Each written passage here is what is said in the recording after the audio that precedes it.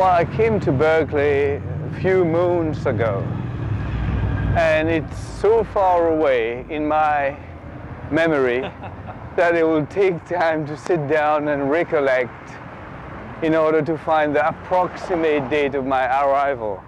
And as you know, Mr. Dillon, my arrival in Berkeley didn't change anything. I had no impact upon this town. I simply merged into the walls of the city as an anonymous bystander. So to recall my arrival in Berkeley would be a monumental task. I came here, well, the time I arrived here, I had no money in my pockets. And if I had money in my pockets, they would fall down because there were holes in my pockets and there were holes in my shoes. Now, admittedly, this does not seem to be an uncommon story.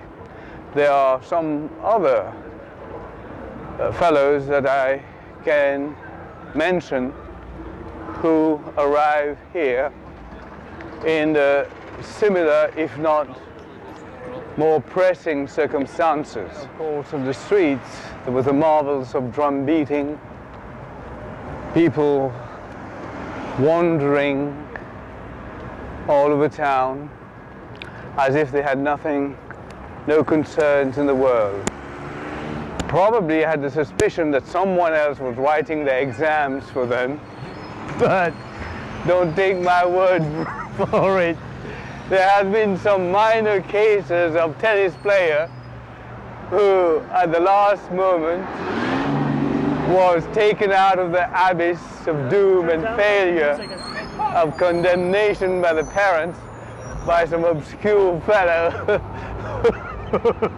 who had taken some time to have the guy with final exams. But I'm sure there has been other cases.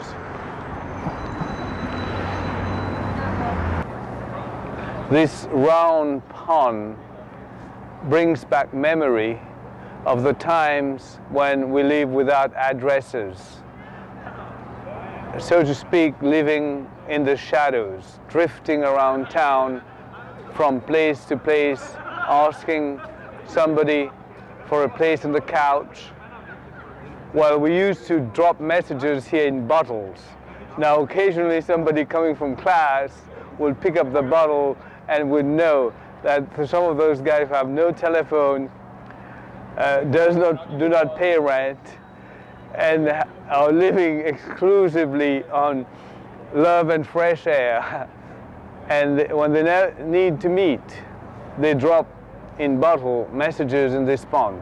This practice has long faded away because now students have money, places to stay, and an address, and not only telephone, they also have cell phones.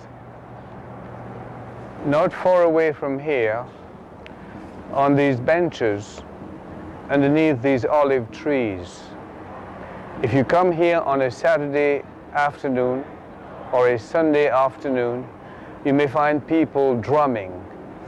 They just don't drum. They drum to call the spirit and ask the spirit of the ancestors to descend upon this town, so that not only there can be a little break into the poverty cycle of artists, or they may get a breakthrough. But occasionally you may find my friend Julio sitting amid these seasoned drummers, drumming off the beat in order to invoke the benevolence of heaven. And what is his occupation?